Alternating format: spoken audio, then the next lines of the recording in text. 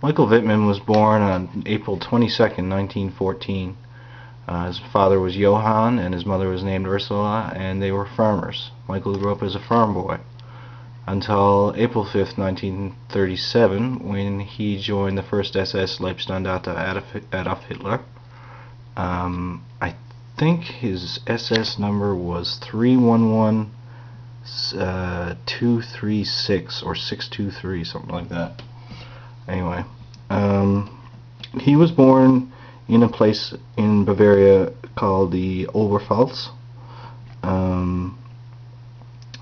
So yeah, when he joined the Leibstandarte Adolf Hitler in 1937, they put him in a he wasn't in a tank right away. At first, during the annexation of Austria and the Sudetenland, he was an armored car commander. He drove an armored car. It had a 20mm cannon on it, and he really liked it, and it kind of whetted his appetite for heavy weapons. So he was in an armored car and up until the Polish campaign was over. So at the end of the Polish campaign, he was upgraded to a Sturmgeschütz assault gun, the Sturmgeschütz Aus A, which had a very short-barreled 75mm gun, low velocity, and that's when he kind of started to find his niche. And during the Battle of France, that's when he started using the Panzer III. He really set himself aside from other tank commanders for his tenacity and his ability to lead. Not uncommon for members of the SS, especially Leibstandarte Adolf Hitler. And he was even able to take out a lot of tanks with that stubby, that little Sturmgeschütz with that. Gun is only meant for high explosives infantry support, but he was able to use, they have different rounds with the Sturmgeschütz, I'm pretty sure. And he was able to take out quite a few T-34s with it, which is remarkable for a gun that really doesn't have much punch for that type of thing. And in early 1943, he was finally given his Tiger.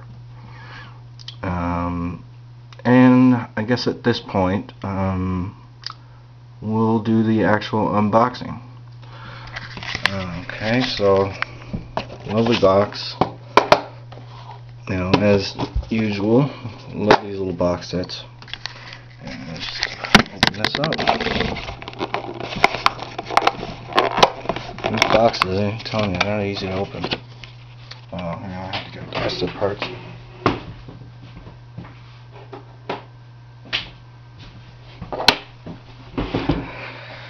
Alright. So it's a resin kit. Little word on resin. Seems like Flames of War is building a lot more plastic models lately, and my opinion on it is I really like the combination of resin and metal, the weight of it and everything, but the plastic models are much more highly detailed, and there's never any miscasts with plastic. I like both. I don't know, I kind of think that plastic might be the better way to go for the future, because there's basically no risk of cracking or anything like that. But I'll take them any way I can get them. I love the resin and metal, and I love the plastic too. So in this kit you'll get Michael's Tiger. Really nice. A lot of Zimmerite on it. Really good detail, lots of stowage. The Tiger 1 was very much like a box, you know, in a format, in that it was similar to the Panzer IV. That was just like, it looked like a few books stacked on top of each other. No sloping armor or anything like that. So this was, I believe this is an older design than the Panther, although the Panther is the Mark V and this is the Mark VI. But some reason, I don't know, I need to figure that out about the Panzer, because it seems the Panther is much more advanced than the Tiger one. Anyway, I'll look that up. So yeah, there's your hull and your turret. And as the bonus, one of the bonuses for this set comes with a Schwimmwagen, and that's a. It looks like a Kubelwagen, which is just basically a command car. You've probably seen them all the time. Difference in this one is it's amphibious. You can go over water, and which is why they call it a Schwimmwagen. So those are all the resin pieces. No decals, but like I said in the last bit, I got all the proper decals and everything. But if you don't have them, you're kind of out of luck. You could always paint them on, I suppose. But like I say, once you buy decals for one country, you're pretty much set for them. And yeah, okay, so let's get to the metal. Big, huge, gigantic Tiger tracks. Wide, really wide tracks. Great for getting you out of boggy situations.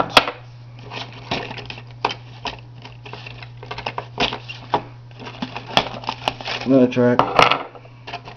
And we have a sprue of, looks like armor plate or something. We have a sprue with Wittmann's head and some hatches. And it's nice, really nice hatch, open hatch. And what's that? Don't know what it is. Put these little guys aside for a minute.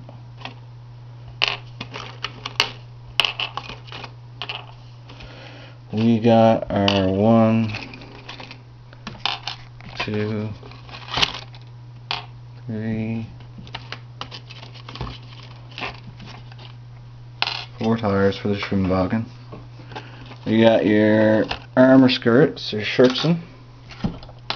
Want to be careful with these though, because they're very thin metal, and even though it is metal, you can still break it. It's still possible to snap, so keep them straight. And if they are bent, don't go like bending them like Superman would bend a bar. The best way to bend them into the proper shape is lay them flat and just press them into the table like that, and perfectly straight. Because if you work it back and forth, you could weaken the metal. It's very pliable. 88mm, flak 36. Spare track link. That'll be useful. That'll look nice. Those links added on to the tanks after the fact really look nice. And we've got a couple more hatches and maybe another head of Wittmann.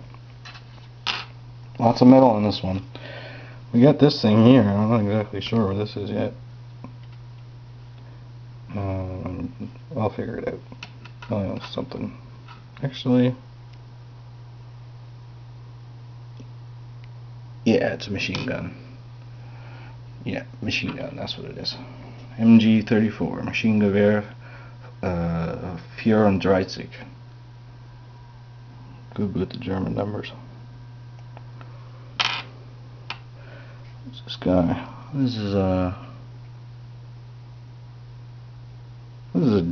driver. This is Wittmann's driver. I never noticed him before.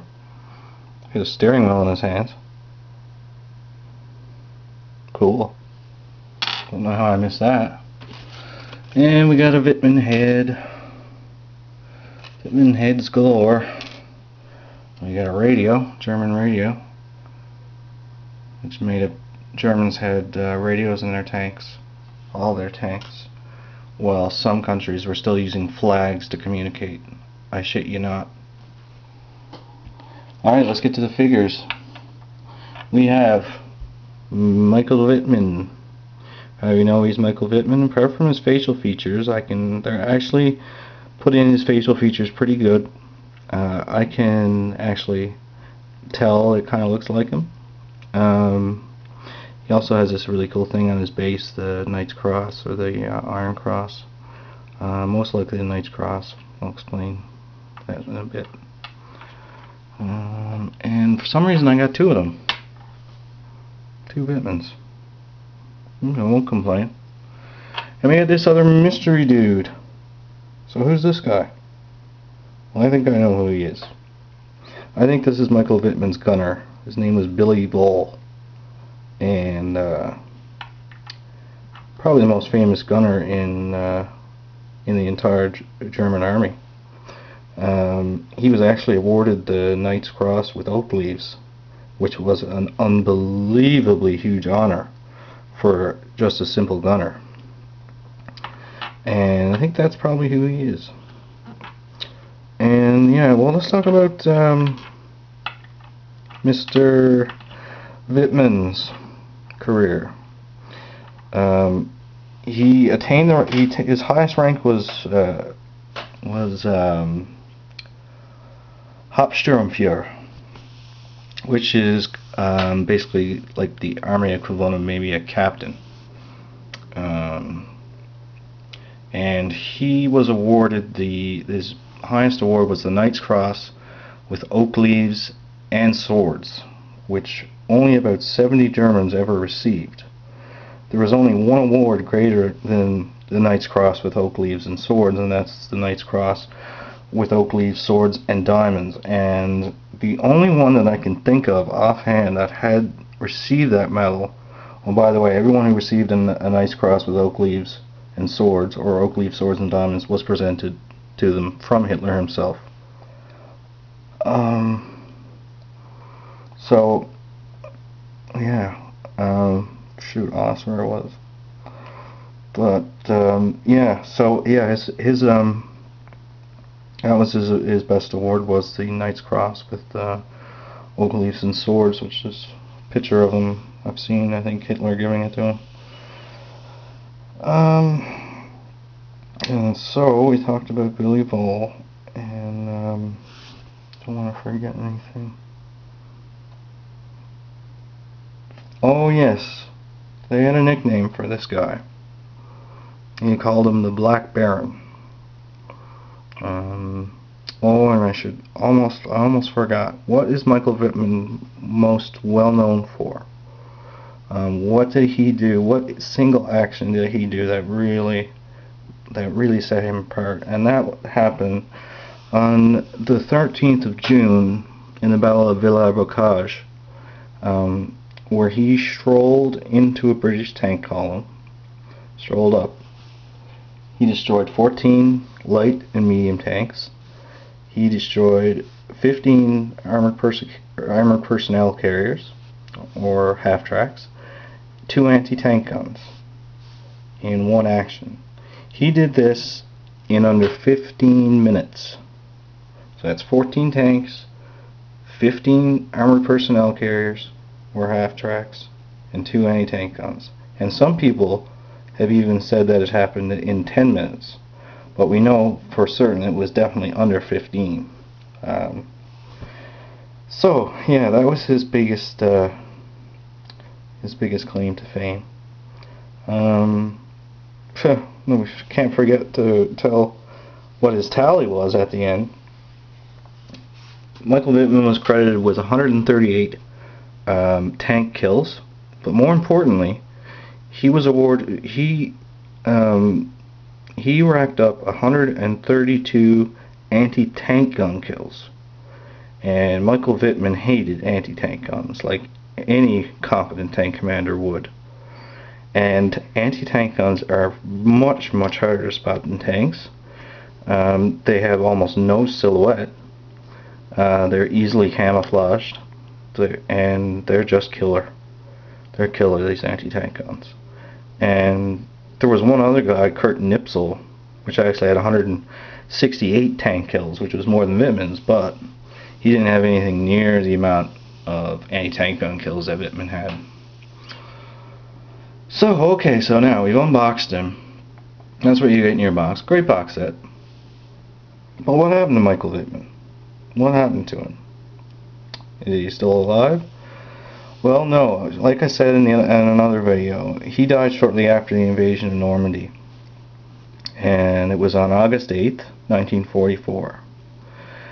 And, okay, here's what I'm going to do. I'm just going to show you what happened. So just give me a second, I'll clean up all this crap, and I'll show you.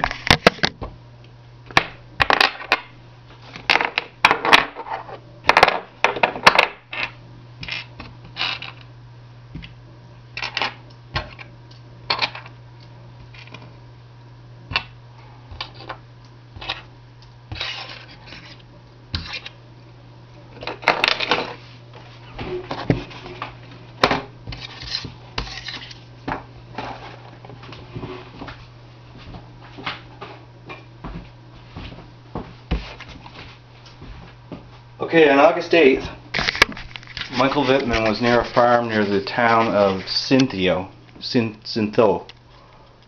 in northwestern France. And he was not alone. We're gonna put, okay, where's Wittmann? Say this table is the farm, okay? Michael Wittmann is right here.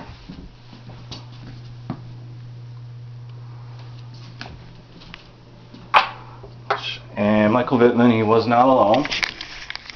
What did I do with those sticks? There were 3 other tigers with him.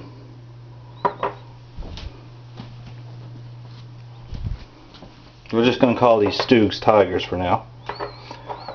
And he was here, about here, and the tigers were here. Alright, so we got Wittmann and his 3 friends. So, up until very recently, it was believed, actually this is not really anything close to scale. Okay, Wittmann here on his, on an angle here. So here's Wittmann and his 3 tigers. Up until very recently, the official story was that okay, there was a firefly from the Northamptonshire, Northamptonshire Regiment, yes, the Northamptonshire, Yeomanry, there we go, Northamptonshire Yeomanry, Armored Division, and there was a Sherman here, a Firefly. And if you don't know what a Firefly is, a basic Sherman has the standard 75mm short barrel gun. Although with most, well, all the Canadian and British Sherman platoons, for every 4 or 5 regular Shermans, they'd stick in a Firefly to crack the heavy armor if they came up. And this guy, the Sherman Firefly has a incredibly awesome gun. It's a 17-pounder, and it's just fierce, and it can stand up to those tigers. So most people up to this point, what happened? Oh yeah, the guy's name was Joe Ekins, and he destroyed 1, 2, 3 tigers with his Sherman Firefly. I certainly hope the poor bastard got the Victoria Cross for that shit. Anyway, he took out 3 of these tigers. But Wittmann, he was behind here. And these tigers here that he took out, these were about 800 yards away from him. And that was the best effective range for the 17-pounder. Wittmann was quite a way back. He was around between 1,200 and 1,300 yards away, which was a little bit beyond the effective range of the 17-pounder. So, I mean, there were 4 tigers here. This guy takes out 3 of them. Naturally, they think, you know, the law of odds that that he took him out. And that's really not the case. At least, I don't think it's the case. Other people have mentioned the fact that they found